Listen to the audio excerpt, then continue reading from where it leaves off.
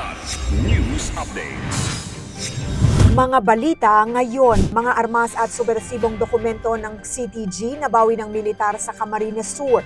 4 na PCG personnel sinibak sa serbisyo kaugnay ng paglubog ng MV Trisha Kirsten 3. Produksyon ng relief packs sa Cebu, Lumobo, Mindanao Hub itinatayo na.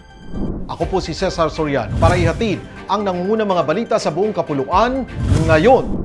Nadiskubre ng mga tropa ng 9th Infantry Battalion ang isang tagong imbaka ng armas at mga subversibong dokumento sa Barangay Kabanbanan, Balatan, Camarines Sur matapos ang pinaigting na operasyon kontra natitirang miyembro ng Communist Terrorist Group o CTG. Sa lugar, na-recover ang isang M16 rifle, caliber .45 at .38 na pistola, magazine at mga bala, pati isang digital duplicator at mahalagang dokumentong may intel value.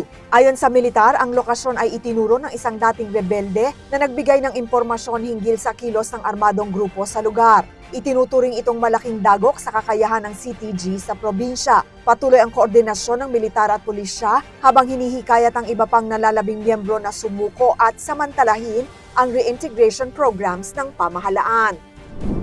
4 na tauhan ng Philippine Coast Guard o PCG ang na-dismiss without honor from the service matapos mapatunayang may seryosong pagkukulang sa mandatory pre-departure inspection kaugnay ng paglubog ng MV Trisha Kirsten 3. Tinukoy ng Coast Guard ang kabiguan na gumawa ng independent verification sa aktual na bilang ng mga pasahero at wastong dokumentasyon ng load line markings ng barko, mga kritikal na hakbang para sa kaligtasan sa paglalayag. Bukod dito, may iba pang tauhan ang pinarusahan. Isang petty officer ang ibinaba ang ranggo, habang 2 opisyal sa Zamboanga ang sinuspinde ng 1 taon nang walang sahod at inatasang sumailalim sa retraining sa tamang pamantayan ng inspeksyon at pamamahala. Ayon pa kay PCG spokesperson Captain Noemi Cayabyab, hindi kinukonsinti ng ahensya ang anumang paglabag sa maritime safety standards at patuloy nilang paiigtingin ang inspeksyon at pagsasanay ng mga tauhan. Batay sa pinakahuling tala, umabot na sa 65 ang nasawi,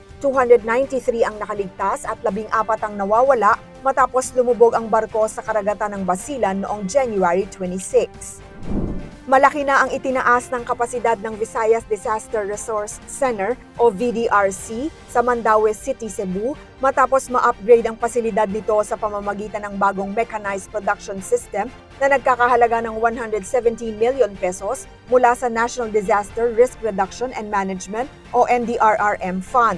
Sa inspeksyon ni Pangulong Ferdinand Marcos Jr. noong Huwebes, February 26, ipinakita na kaya nang maglabas ng hanggang 300,000 family food packs bawat araw ang pasilidad, malayo sa dating 5,000 hanggang 8,000 lamang. Mula 2016 hanggang January 2026, halos 9 milyong food packs na ang nagawa at naipamahagi sa mga apektadong lugar sa Visayas at Mindanao. Ang VDRC ang nagsisilbing pangunahing production at logistics hub sa panahon ng sakuna habang inaantabayanan ng pagtatayo ng hiwalay na Mindanao Disaster Resource Center na inaasahang mag-ooperate bago matapos ang 2027 sa Butuan City upang hindi na umasa ang rehiyon sa Visayas para sa relief supplies. Para sa Kidlat News Channel, ako si Rosalyn Sinchonco, nag-uulat.